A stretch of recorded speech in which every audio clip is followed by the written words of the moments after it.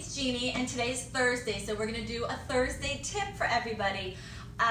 Thank you again for doing all the questions and Ask the Expert. We're going to start doing that every other week, so definitely continue to send in your questions. We have so many to choose from. I'm really excited. I hope we answer something that you're curious about. Today we're going to talk about how to improve the looks of your bookcase. Now, I don't have a conventional bookcase any longer, which is really something I'm very happy about. I'm very proud that it's not the same bookcase I've had for 20-some odd years. I found these chairs on the street, I dragged them home, and then they sat on the floor forever, and then finally they magically showed up on my wall. So I actually use these for shelves for books. I have this credenza that also has books, and it also is a place for me to display all my clothes. Now, you don't have to have a conventional bookcase if you don't want it. There's all sorts of choices. You can mount shelves on the wall. You can also do like these invisible shelves where like the book jacket goes underneath so you don't see anything. You have to be careful about the weight on these. These are great for like cooking books in the kitchen. But basically what we want to do is draw some interest to your bookcase. Not all bookcases have to have like the spines up. It's almost treated as a piece of art. You want to kind of draw people in and then they get excited about looking at what you have to read, and then that becomes a whole conversation in itself.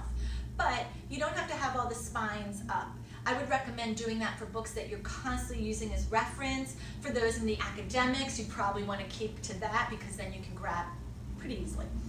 Whereas for people who like want to incorporate as more of a design element, you need to vary what you're doing. So you should have books that are laying down horizontally, like these piles, and then also have books that are upright, like this. So it creates a little bit of a movement on each shelf.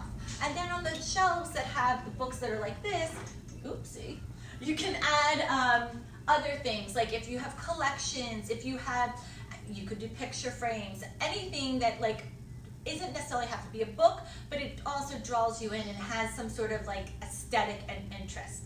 Now, a lot of times people have their bookcases and they just are straight across the top.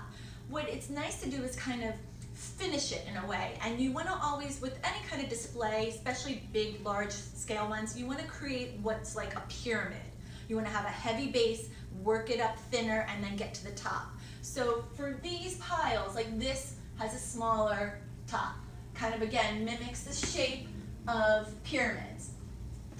As you get more advanced, you can get a little bit more crazy. But the other thing is to consider that, you know, you can also decorate your bookcase. You can use the sides of it to like hang some artwork. You can even hang artwork off of like one of the shelves. But the idea is really, you don't have to keep it standard. You can really mix it up. And the other thing is, if you don't really want to show your books, you don't have to have them out either. I have books that I love that are hidden. These are the books that I use, and they're actually attractive looking, but they're for reference. There's art books, there's craft books. But the idea is that you can make a library of stacks of books. You can, you know, everybody knows that you can do stacks for nightstands and end tables and all sorts of stuff. But the idea is really to be creative with your displays, make them so they're functional but also attractive. And basically have fun. It doesn't have to be that serious. And then the last thing is, there's always this thing about colors versus just straight up like books. I do love color coding. I like doing it for a lot of my clients. However, this is the one thing I cannot tolerate, is when people purchase books in a color so that they can have it. Your books should be things that you like, things you want to read, even if they're gifts, like something you're excited about having. I mean, it's a little bit of personality, and it also is a little bit of insight into who you are. So don't be a person that just buys books by color just so that they can fill a pretty rainbow bookcase.